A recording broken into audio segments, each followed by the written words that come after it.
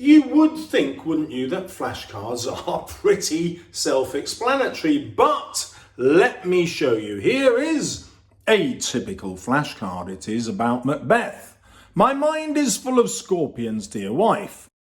Now I might test myself with the first letters of each word in the quotation, and then I would check to see if I had it right. So let's say you need to learn 15 to 20 quotations. Those are 20 flashcards. Then you need another 20 odd for the themes and the characters. Suddenly you've got 40 flashcards to revise for Macbeth. It's not impossible, but it's a lot. What if we could halve that or even reduce it to 15?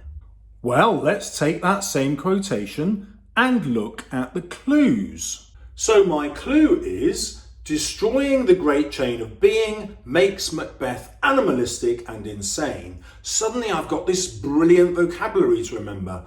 Animalistic, insane, great chain of being. The animalistic part helps me remember Scorpions in my mind. And then number 1 down here asks me to apply it to Macbeth himself, then to Lady Macbeth, and then to the theme of kingship. So, because he has destroyed the great chain of being, Macbeth is being punished by God, and he has fallen down that great chain from God at the top, followed by the king, to animals at the very bottom. Therefore, in killing Duncan, he has reduced himself to the lowest animal state.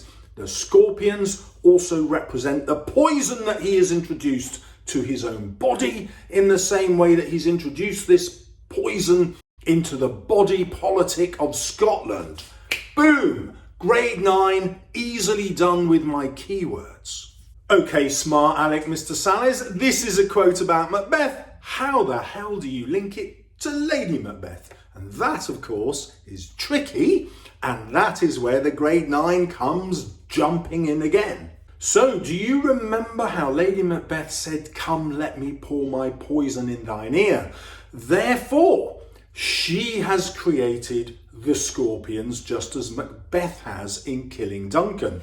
This quotation now, the scorpions in his mind, links to Lady Macbeth's poison, links to Lady Macbeth, and therefore makes her culpable, responsible for the regicide. She has driven Macbeth to do it. But we don't have to interpret it just that way. It can also signify Macbeth's love for his wife. He calls her dear wife. He loves her at this point, and he loves her at the end. Remember when he gets the doctor, just before Macbeth is going up the steps to battle, the battle that's probably going to save him or kill him, and he takes a time out to say, "Canst thou not minister to a mind disease?" He gets the doctor to go and see Lady Macbeth to get rid of her sorrow. Love, man. Our third point was kingship. How do I link it? Well, that's really easy. We go back to the great chain of being. We go back to the Jacobean idea of the divine right of kings, that King James was appointed by God and therefore should never be usurped. That is the topic of the whole play. And Macbeth himself and the scorpions in his mind then becomes a warning to the other nobles of what will happen to them. Not only will they face divine punishment and hell, but their mental health, their entire sense of self, their well-being, everything will be destroyed like scorpions picking away at your own mind. You will become deranged, insane. Don't do it, Thanes. Do not. No, they're not Thanes in England, are they? Don't do it, nobles. Love your King James. So what have we done there? There's a test on both sides of the card, so we can keep flipping it over, testing ourselves or get other people to test us. We've included the exact vocabulary that we need to use in order to get high grades. Most of all, we've thought about how that quotation can be applied to 3 different essay questions. That's going to cover an enormous amount of the exam. And we've also linked it to at least 2 characters. So again, we've prepared for a greater range of questions. Okay, let's do the same with exposure. So my clue in the card is the refrain, nihilism protest. Well, I know what a refrain is. It's that bit that comes at the end of the verse or comes through a song as a chorus, if you like. And so it's, but nothing happens. And I know from my card that when I write about that, I'm going to talk about this being a protest poem, protesting against the war, and it exemplifies the soldier's nihilism, perhaps Wilfred Owen's nihilism, perhaps his abandonment of God and his atheism. He was going to train to be a vicar, remember, so I can't prove that he's being an atheist, but I can prove in this poem that he's questioning the values, if not the existence, of God. Point number 1 asks me to explain that nihilism. And so it becomes an accusation. Nothing happens. He is accusing God of allowing this incredible slaughter of men to continue unchecked. Now, if we take God out of the equation, it becomes a political protest poem against the rulers back home who are allowing this slaughter of men to continue unchecked. They, after all, could ask for peace.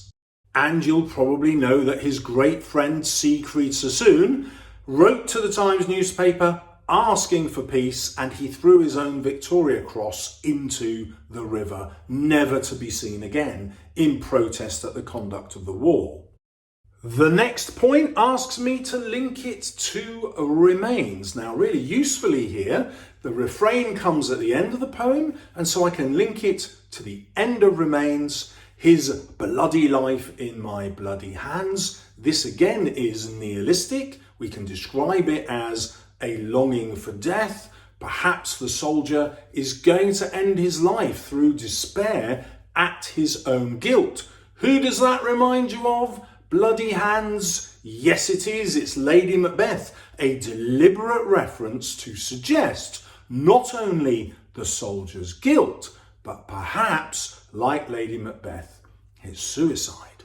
And obviously this becomes a protest poem about the treatment of the soldiers who go off to war. We could take it a step further and say it is also a criticism of this particular war that the soldier went to, a reference to the British involvement in the Gulf War and Iraq. The next point asks me to link it to the charge of the Light Brigade. Again, we go to the end of that poem, honour the Light Brigade.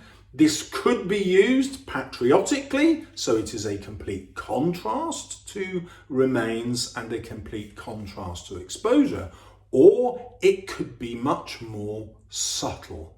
Remember, someone had blundered, and Tennyson could be undermining the idea, because what are we honouring? We're honouring the death of nearly 600 soldiers. What could Tennyson's point be? That this is a pointless slaughter. Or we don't have to take that view. We can say that the Victorians had different values. They measured honour and duty and obeying orders at a different level, and therefore they glorified in this nihilistic destruction of men's lives. Number 4 asks us to link it to War Photographer. In the end of War Photographer, he ends with the idea of they do not care. So again, a protest poem, a protest that the people who see his photographs do not do anything about the horrors that they're being shown. They do not campaign for an end to war. And ironically, this leads to his own sense of nihilism, because where is he flying to in the plane?